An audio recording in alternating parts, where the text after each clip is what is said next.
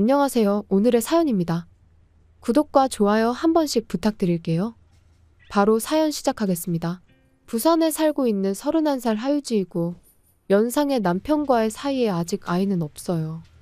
우리는 원래 상사와 부하 직원 관계였어요. 2년간의 교제 끝에 결혼하게 되었고요. 남편과 같은 직장에서 계속 일할 수 없게 되었고 저는 그룹 내 다른 회사로 정근을 가게 되었어요. 정근 후 신경 쓰이는 일들이 많아서 남편에게 투정 부리는 날들이 계속되고 있었어요. 예전에 남편이라면 제 얘기를 잘 들어주었는데 이제는 적당히 이야기를 끊어버리네요. 제가 너무 징징거려서 그런 걸까요? 그래도 요즘은 겨우 일에 익숙해져서 잘 다닐 수 있다는 식의 이야기를 나누었어요.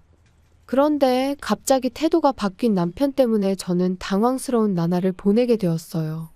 남편은 사사건건 저를 간섭하고 기싸움을 하려는 모습을 보이기 시작한 거예요. 퇴근 후 동료들과 밥 먹으러 가려고 하면 어디에, 누구랑, 몇 명이랑, 남자는 있느냐 등등 일일이 물어보기 시작한 거죠. 그전까지는 전혀 그런 모습이 없었는데 말이에요. 남편의 물음에 대답하고 허락을 받을 수 있는 멤버라면 별 문제 없이 식사하러 갈 수 있긴 했어요. 하지만 그렇지 않으면 식사 자리에 참석할 수도 없고 바로 귀가 명령이 내려져요. 그리고 집에 오면 집안일을 시키기 시작해요. 처음에는 집안일은 분담해서 하자고 했는데 어느새 저 혼자서 하게 되더라고요. 게다가 마음에 들지 않는 게 있으면 무조건 다시 하라고 지시하고요. 청소도 빨래도 요리도 모두 다시 하게 하는 경우도 있었어요. 반대로 남편 요구에 맞춰서 다시 해주면 오히려 남편은 한껏 기분이 좋아진 건지 칭찬을 아끼지 않아요. 시시때때로 변하는 남편을 저는 따라갈 수 없을 정도였어요. 이런 남편의 변화에는 시어머니가 한몫한 것 같아요. 시어머니에게 남편이 제 불평불만을 털어놓자 시어머니가 아내 비위 맞춰주면 자기가 잘난 줄 알고 잘난 척한다는 말을 한 것 같아요.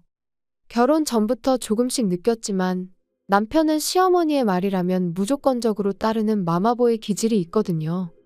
그런 것 때문에 남편은 집요하게 저를 통제하고 간섭하게 된 것 같고 결혼해서도 엄마 말이라면 무조건 따르는 남자를 남편으로 둔 제가 잘못한 걸까요? 이런 결혼 생활은 1년 동안 계속되었어요. 저는 그저 견디기만 하는 삶이 된 거죠. 그런 저에게 더 큰 불행이 찾아왔어요. 바로 출퇴근길에 교통사고가 난 거였어요. 제가 빨간불에 신호 대기 중일 때 대형 트럭이 빠른 속도로 돌진해온 거죠. 트럭은 완전히 통제력을 잃은 상태였기 때문에 저는 피할 수 없었어요. 그리고 충돌에 날아가 버린 순간 왼쪽 팔에 심한 충격을 받은 것만 기억이 나요. 그런 다음 의식을 잃고 제가 깨어난 곳은 병원 침대 위였어요.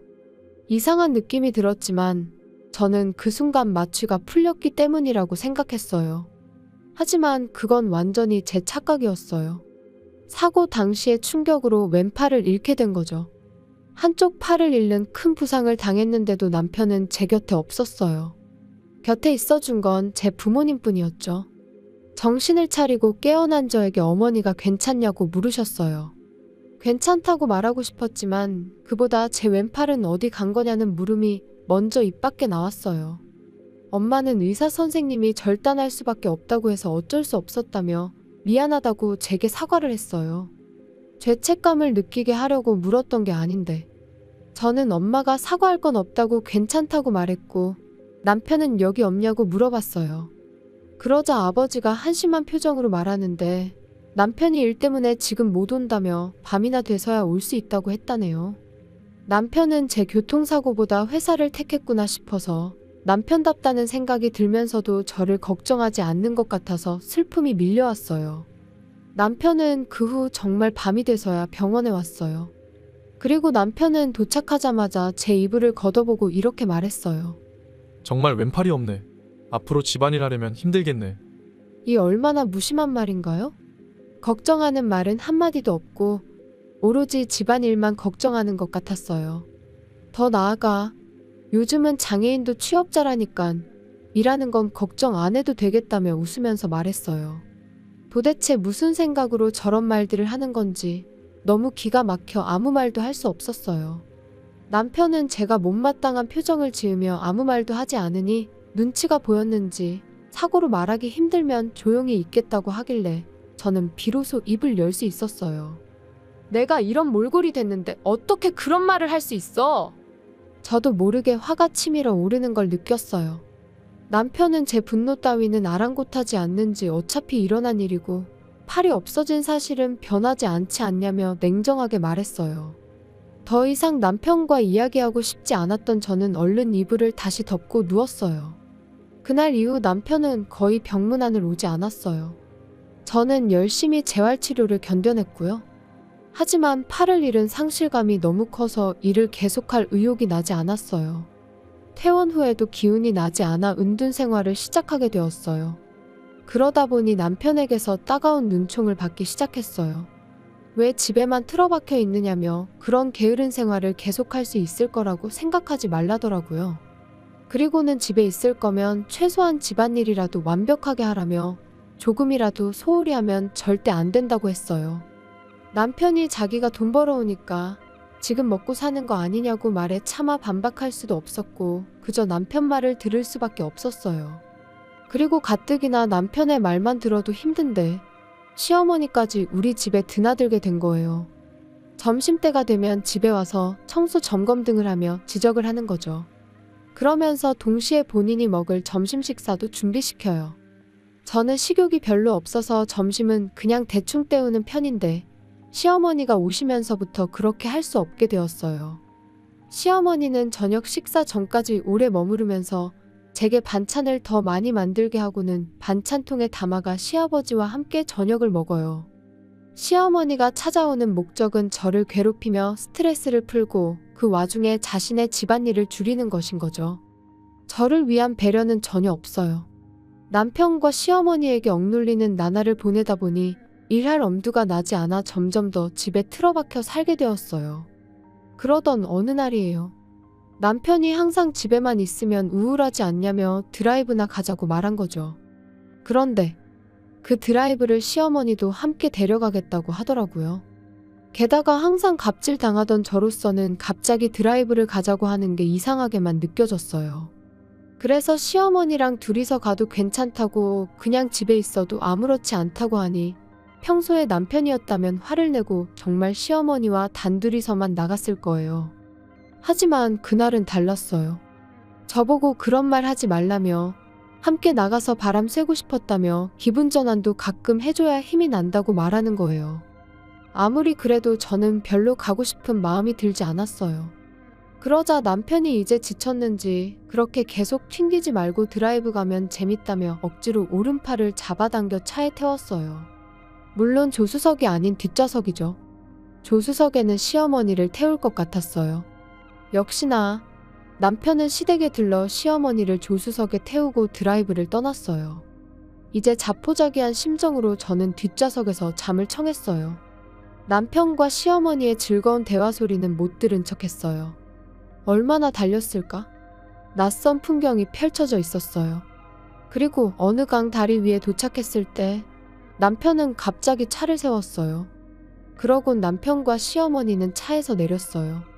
그리고 제가 앉은 뒷좌석 문을 열면서 경치가 좋으니까 내려서 구경하자고 하더라고요. 내려서 보니 확실히 경치는 좋았지만 사람 한 명 보이지 않고 한산했어요. 그런데 그때 남편이 갑자기 제 오른팔을 잡아당기는 거예요. 저는 깜짝 놀라서 무슨 짓이냐고 소리를 질렀어요. 그러자 남편은 쌍욕을 하는데 시어머니도 제 왼쪽 어깨를 잡고 다리 끝까지 끌고 갔어요. 그리고 나서 남편은 저를 힘껏 밀어서 강물에 떨어뜨렸어요. 다리에서 강까지 높이가 조금 있어서 떨어질 때 파노라마처럼 제 인생이 스쳐 지나갔어요. 아마 왼팔을 잃었을 때도 비슷한 풍경이 보였던 것 같아요. 결국 저는 강물에 떨어졌고 한쪽 팔로만 허우적거리는 제 모습을 남편과 시어머니는 다리 위에서 보고 비웃고 있었어요. 한바탕 웃은 두 사람은 차를 몰고 사라져 버리더라고요. 그 사이 저는 어떻게든 살려고 허둥댔는데 체력이 점점 빠지더라고요. 그때 누군가가 조금만 기다려라고 외치는 목소리가 멀리서 들리는데 고개를 돌리니 한 남성이 서 있었어요. 낚시하러 온 사람 같았어요. 그 남자는 곧바로 제게 헤엄쳐서 오는데 안간힘을 다해 조금 더 버텼어요. 그리고 제게 도착한 남자가 힘을 빼라고 해서 온몸에 힘을 뺐고 그러자 신기하게도 그 남자에게 끌려서 강변에 도착했어요. 다행이다. 살았다. 마음속으로 안도하고 있을 때 그 사람이 제게 말을 걸었어요. 유지야, 괜찮아? 늦게 구해줘서 미안해. 어라? 내 이름을 어떻게 아는 거지?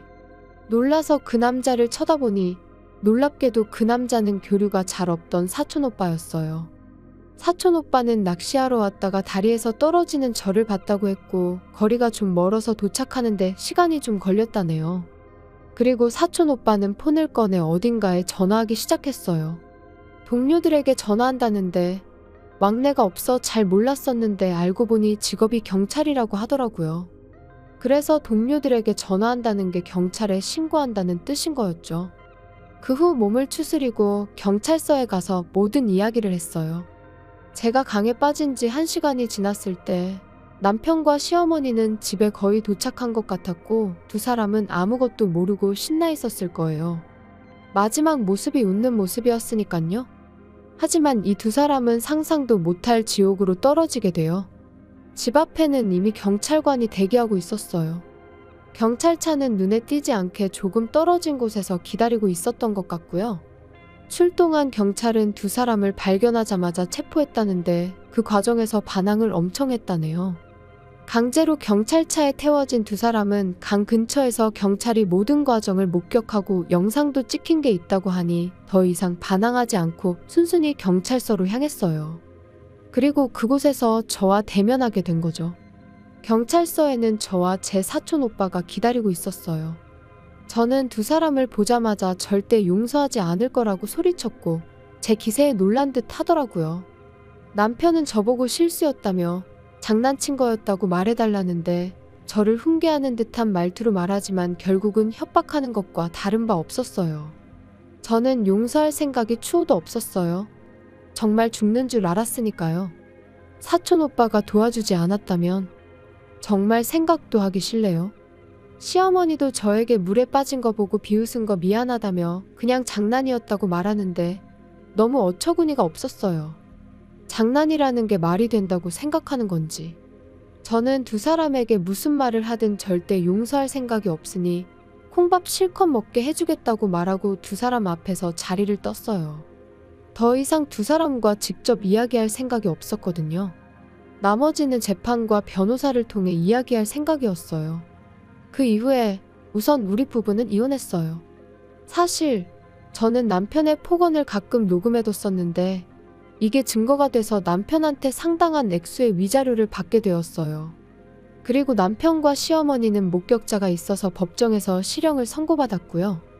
결국 시어머니도 이혼을 당했다고 하더라고요. 예전에 시어머니가 제게 욕설을 하는 걸 몇 번 녹음해둔 게 있는데 이걸 변호사에게 전달했더니 이걸로도 위자료 청구할 수 있다고 하더라고요. 그래서 최대한 죗값을 치르게 하려고 변호사님에게 진행해달라고 부탁드렸어요. 그리고 전에 일하던 회사에서 다시 일하지 않겠냐는 제안을 받았어요. 비록 한쪽 팔을 잃었지만 할 수 있는 일은 얼마든지 있다는 생각이 들어 다시 출근하는 걸로 얘기를 나눴어요.